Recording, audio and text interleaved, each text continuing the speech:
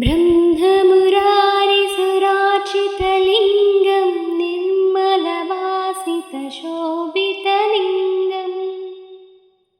जन्मजदुःखविनाशकलिङ्गं तत्प्रणमामि सदा शिवलिङ्गम्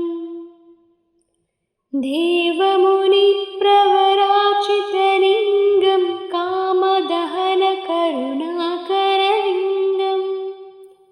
रावणदर्पविनाशनलिङ्गं तत्प्रणमामि सदा शिवलिङ्गम् सर्वसुगन्धसुलेपितलिङ्गं बुद्धिविवर्धनकारणलिङ्गं सिद्धसुरासुरवन्दितलिङ्गं तत्प्रणमामि सदा शिवलिङ्गम्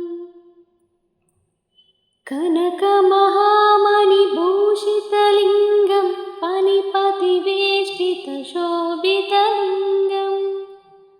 दक्षसुयज्ञविनाशनलिङ्गं तत्प्रणमामि सदा शिवलिङ्गम्